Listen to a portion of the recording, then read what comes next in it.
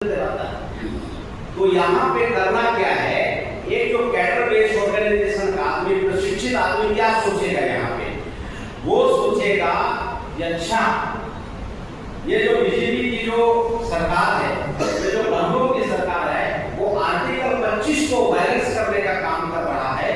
आपको पूरे विश्वासियों को, राष्ट्रीय क्रिश्चियन मोर्चा जो सामाजिक संगठन उसके सभी मेंबर्स को, भारत मुक्ति मोर्चा के सभी पदाधिकारी को, पूरे देश भर के कार्यकर्ता को, बहुजन मुक्ति पार्टी के सभी पदाधिकारी, सभी वोटर्स को, कार्यकर्ता को, समर्थकों को क्या निर्णय लेना चाहिए? निर्णय ये लेना चाहिए कि हम जड़ से, मूल से इनकी सत्ता उखाड़ के आने वाले समय में फेंक देंगे। ये आपको प्रतिक्रिया देना, और आप ऐसा नहीं करेंगे तो लोग सत्ता में बैठे रहेगा, सत्ता में बैठे रह के आपके ऊपर में समस्या, आपके ऊपर में हर रोज करता ही रहेगा। आप हर रोज प्रतिक्रिया में आप जिला घेराव करेंगे, ज्ञापन करेंगे, कुछ नहीं होने वाला। थोड़ा मोड़ा नियंत्रण होता है, बहुत ज्यादा परिवर्तन नहीं होता है। परिवर्तन करने के लिए आप जैसे जो कैडर हैं, जो प्रशिक्षित होने के लिए आए हुए हैं, जो पड़ाव है वो चल निकला है, आप लोगों को व्यवस्था का नियंत्रण करना है। हमारी सोच की कमी की वजह से कभी कभी हम क्या सोचते हैं, ज्यादातर विश्वासी पात्र को, कि राजनीति करना मेरा काम नहीं है, जबकि सॉल्यूशन उसी जगह से निकलना है। आप इसको, इस बात को जल्दी मान लें, जल्दी परिवर्तन आएगा, नहीं मानेंगे कभी परिवर्तन नहीं आएगा। व्यवस्था परिवर्तन से क्या होगा? व्यवस्था परिवर्तन से सख्त निर्देश दिया जाएगा थाना प्रभारी को, जितने भी जो आरएसएस के असामाजिक तत्व हैं, जो अनुच्छेद 25 को वायलेंस करते हैं, सख्त हिदायत और निर्देश दिया जाता है कि दोबारा कभी भी इस टाइप की अगर घटना घटती है और अगर विश्वासियों के द्वारा और पास्टर्स के द्वारा अगर लिखित में थाने में कोई शिकायत होती है, तो हम तुम्हारे ऊपर में, है ना, संविधान के वायलेंस करने का आपके ऊपर में अपराध दर्ज कराएंगे। आप बताइए, जो संविधान जो होता है, वो देश को होता है, जो देश को संविधान को होता है, उसकी सजा बहुत ही भयंकर है कानून में। उसकी जो सजा होती है, फांसी की सजा हो जाती है।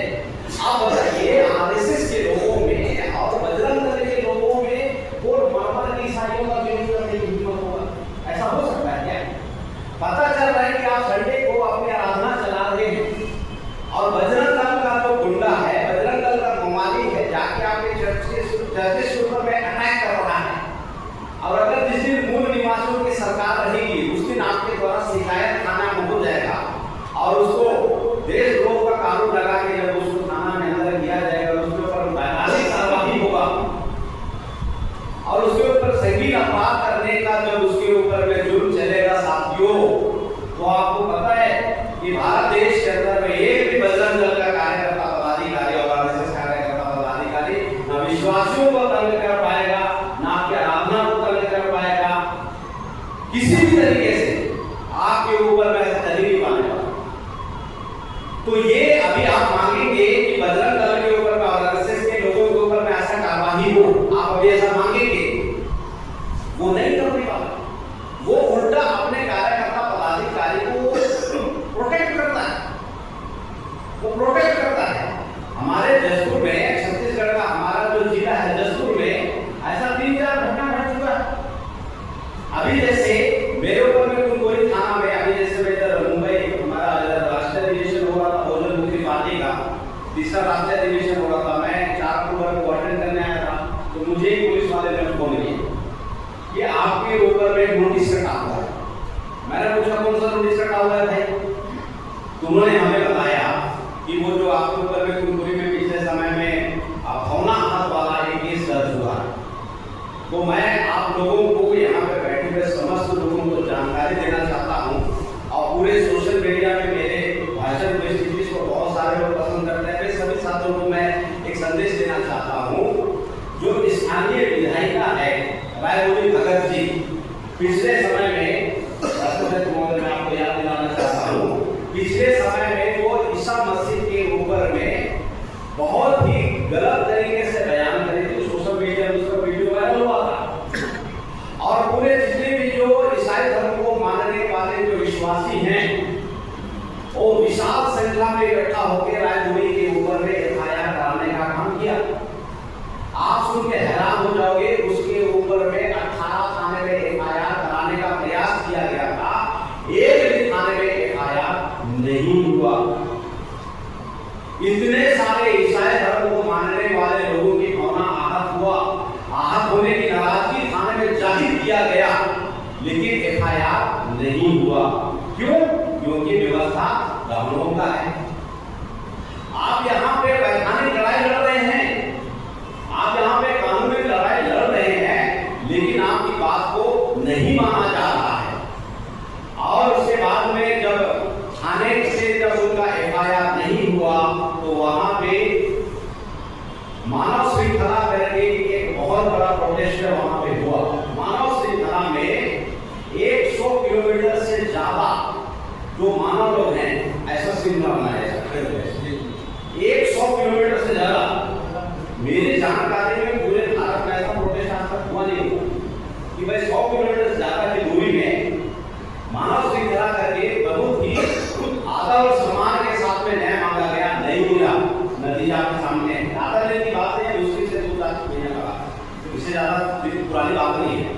उसके बाद में साथियों दूसरी बार में इनके द्वारा पे रैली निकाला गया, दूसरी बार में रैली निकाला गया, ईसाई न्याय यात्रा के नाम से रैली निकाला गया। और पूरा जशपुर जिला में लाखों की संख्या में जो ईसाई धर्म को मानने वाले लोगों के द्वारा उस रैली में शामिल हुआ गया।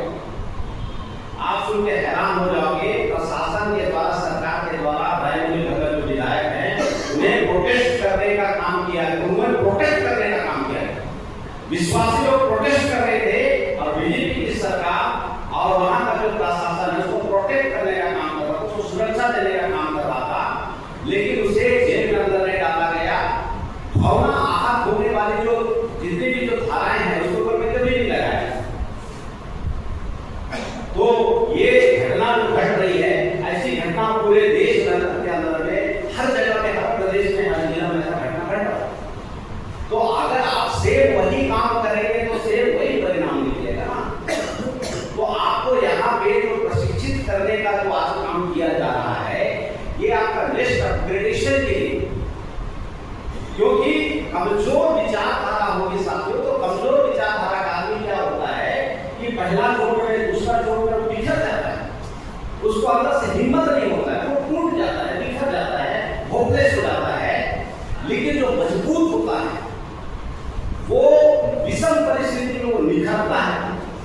उल्टा है मामला, आप प्रशिक्षित से मजबूत होंगे और जब भी कोई क्रिटिकल सिचुएशन आपके डिस्ट्रिक्ट में होगा, आपके प्रदेश में होगा, मैं ईमानदारी से बता रहा हूँ, आप लोग इतने मजबूत हो जाएंगे, आपकी जो प्रतिनिधित्व करने की जो हुनर है, लीडरशिप करने का जो हुनर है, इतना स्ट्रॉन्ग हो जाएगा कि आप पूरे जिले में, पूरे प्रदेश में आप लोग एक आदमी पूरे 3-4 जो करोड़ के जो लोग हैं, बसिंदे लोग, उनको ऊपर खाली बनाएंगे।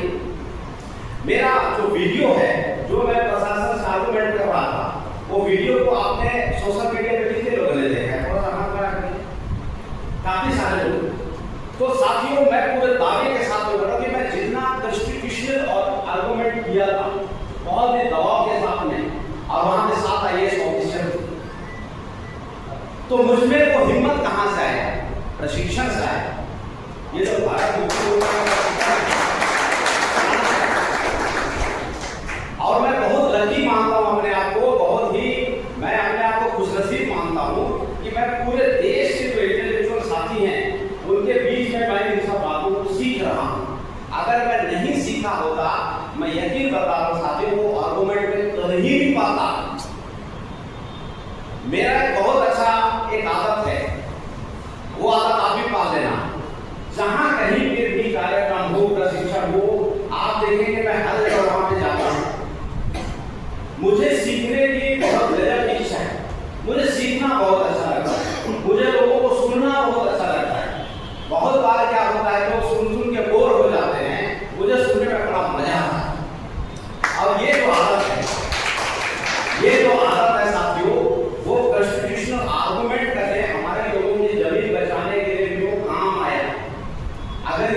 ही नहीं होता। उसके बाद में प्रशासन के जो IAS अधिकारी होते हैं आपके सामने जब आपको फंसाने के लिए, आपको अलझाने के लिए जब 10 तरह का अलग अलग क्वेश्चन करता है ना, फिर बाद में बोलता है वो बोलूंगा तो लगा था यार इससे, तो इस टाइप का होता है।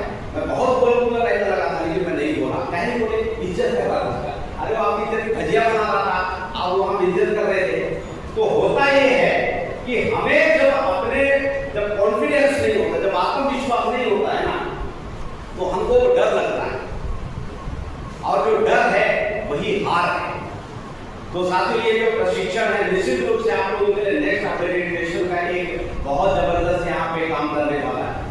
आपका जो माइंडसेट है ना साथियों, आने वाले समय पे बहुत भयंकर अपलिफ्ट होने वाला, और आप लाखों लाख के ऊपर में भारी पड़ने वाले, लाखों लाखों के ऊपर में। हमारे बहुत सारे अभी सोशल जो हमारे मूवमेंट को लोग समर्थन कर रहे हैं, फोन आ रहा है, बार बार फोन आ रहा है, और लोग एक बात बहुत अच्छी तरीके से बोल रहे हैं। क्या बात बोल रहे हैं सर? ये जो मूल मीमांसा आंदोलन है, इस मूल मीमांसा आंदोलन को ये पूरे जो लोग हैं बहुत अच्छी तरीके से समर्थन कर रहे हैं हर जगह से। तो कभी कभी हम लोग प्रशिक्षण की कमी की वजह से एक शिकायत कर जाते हैं। एक शिकायत क्या करते हैं साथियों? एक शिकायत करते हैं कि ये जो लोग हैं हमारे सुनते नहीं है। ये कार्यकर्ता कभी कभी शिकायत करता है, ये पूरा कॉन्सेप्ट पूरा खराब है और गलत कॉन्सेप्ट है। क्योंकि साथियों मैं किसान परिवार से हूँ, हमारे पिताजी खेती का काम करते हैं, और उसमें मूलभूत सिद्धांत है कि बुआई का समय अलग होता है और कटाई का समय अलग होता है। और आप लोग एक्सपेक्टेशन क्या करते हैं? मैं इस बात को अभी समझाऊंगा और 2 सेकंड के अंदर उसको समझ में आना चाहिए। कैसी होता है? ये प्रकृति के खिलाफ का बात है, ये प्रकृति के खिलाफ का बात है। आपको सर यहाँ पे जज नहीं बनाया जा रहा है कि आप यहाँ पे आप जजमेंट पास करें, ये आदमी समझ रहा है कि नहीं समझ रहा है, ये काम नहीं है। हमारा काम है सर, हमारा काम है सिर्फ बताना। इसी को बाबा साहब अम्बेडकर ने बोला है, क्या बोला है कि गुलामी को गुलामी का एहसास कराओ। वो नहीं बोला कि गुलामी का जंजीर को, ऐसा नहीं बोला, उसको एहसास कराओ। और जिस दिन उसको एहसास हो गया, अपनी गुलामी की जंजीर खुद ब खुद स्वयं तोड़ेगा। मुझे एहसास कराया गया कि तुम इस व्यवस्था के गुलाम हो और छटपटा लगी। मुझे एहसास हुआ, पूरे देश के लोगों को एहसास करा दो सर, जन सैलाब आ जाए। और हमें बताओ प्रचारक के रूप में कंसिस्टेंसी वे में प्रचार करना है। अब प्रचार शुरू कीजिए। लोग बोलते हैं कि यार मेरी बातों में उसका दम नहीं है, लोग कम सुनते हैं। ये धारणा गलत है। हर आवाज में बहुत दम होता है। जब मैं फर्स्ट टाइम में जब मैं प्रबंधन कर रहा था, तो हमारे बहुत सारे जो आलोचक साथी हैं, वे आलोचक साथी मुझे शुरुआत में बोलते थे यार कि जो तुम्हारा बोलने का लहजा है ना, बहुत बेकार किस्म का लहजा है। ऐसा हमारे शुरुआत में बोला गया, लेकिन मैंने उसकी नहीं सुना। क्यों नहीं सुना पता है? क्योंकि पिता परमेश्वर ने क्या बोला वचन में कि मैं तुम्हें अपने अनुरूप बनाया। बोला नहीं बोला? और लोग बोल रहे हैं कि भाई तुम्हारा जो बोलने का तरीका है इफेक्टिव नहीं है, इंप्रेसिव नहीं है। मैंने उसकी बात को नहीं सुना। मैंने विश्वास किया कि ये जो आवाज है, ये जो बुलंदी है, आने वाले समय में लाखों लोगों की जिंदगी बदलने का माध्यम बनेगा। अब वो असर दिख रहा है, तो इसमें कोई मैचिंग नहीं हो गया। मैंने सिर्फ बिलीव किया। हारने वाले में और जीतने वाले में सिर्फ एक चीज का फर्क होता है, बिलीव का फर्क होता है, विश्वास का फर्क होता है। आपका विश्वास जितना होता है आपको उतने से मिलता है। अगर आप सोचते हैं कि ऐसा नहीं हो सकता, आप सही बोल रहे हैं, वैसा नहीं होगा, क्योंकि भैया वचन काम कर रहा है। और अगर आप ऐसा बोलते हैं कि ऐसा होगा, तब भी वचन काम कर रहा है, वैसा ही होगा जैसा आप सकारात्मक सोच रहे हैं। तो ये कैडर का हिस्सा है साथियों। कैडर बेस ऑर्गेनाइजेशन बार बार इसलिए बोला जाता है क्योंकि कैडर आदमी में विषम परिस्थिति में काम करने का बहुत भयंकर गजब टाइप ऊर्जा होता है। हमारे छत्तीसगढ़ में भी बहुत भयंकर काम हो रहे थे, बैक टू बैक काम हो रहे थे, तो हम रिजर्वेशन करा नहीं पाए। तो बहुत सारे साथी हमारे जब दिल्ली आना होता है राष्ट्रपति महोदय जी, तो रेल का रिजर्वेशन नहीं होता, उसमें घबरा जाता है। हमारे उधर नए नए साथी हैं जो नकड़ा साहब हैं, वो मुझे फोन करके पूछ रहे थे कि रिजर्वेशन ये कैसे चलेंगे। तो बोलता है बिल्कुल चलेंगे सर, तो टिकट तो नहीं है। मैं बोला चलो टिकट का बंदोबस्त करते हैं। और जिस दिन हम लोग मुंबई आने के लिए 4 अक्टूबर का जो राष्ट्रीय अधिवेशन के लिए आने के लिए आए हुए थे साथियों, मैं आप लोगों को बता रहा हूँ तब तक हमारे पास में रिजर्वेशन का टिकट नहीं था। उसके बाद में उन्होंने हमारे ऊपर विश्वास किया और मैंने अपने आप के ऊपर विश्वास किया। दोनों साथी सफर हम लोग शुरू किए और रात के 1:30 बजे हमको 4 टिकट दिखा रहा था ऐप में कि यह खाली है। हम रात में 1:30 बजे 2 रिजर्वेशन हम लोग किए। तो ये हम लोग को कब मिला? जब हम घर से निकल चुके थे। जब हम घर से निकल चुके थे तो मिला। अगर हम कंफर्टेबल जोन को हम सोचते तो भैया ना रात के 1:30 बजे हमारे यहाँ खुलती, ना टिकट कंफर्मेशन होता, ना मुंबई पहुंचते। उसके बाद में और हमारे पास में ढेर सारा बहाना होता।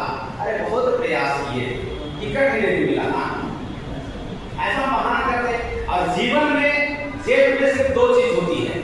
अगर आप बहानेबाज हैं तो आपके जेब में खूब सारा बहाना, और अगर आप संघर्ष के आती हैं, क्योंकि आप अम्बेडकर आती हैं, तो खूब सारा उपलब्धि रहने वाला।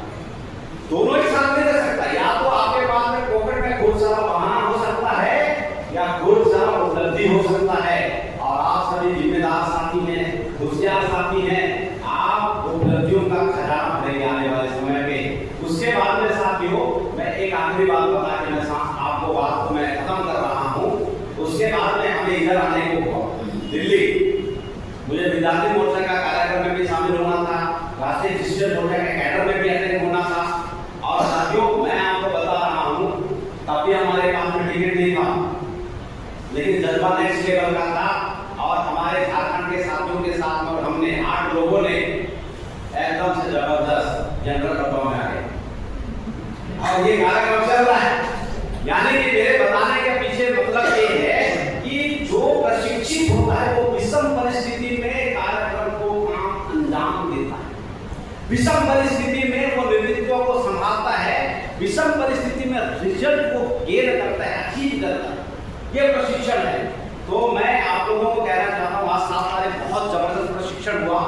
कल के समय में ये ज्वर विषय अभी सेकंड साइड में और है, बहुत ही अच्छे तरीके से आप लोग कल के लिए बिल्कुल ऊर्जा को भर के रखिए, कंसंट्रेशन को भर के रखिए अपने दिमाग में और खूब सारे यहाँ से लेके जाइए साथियों। और आने वाले समय पे आप लोग अपने जिले के, अपने कलिसिया के, अपने प्रदेश के बहुत बड़े बदलाव का कारण बनने वाले हैं। इस मौके पे मैं इतनी बात बोलकर अपनी बातों को समाप्त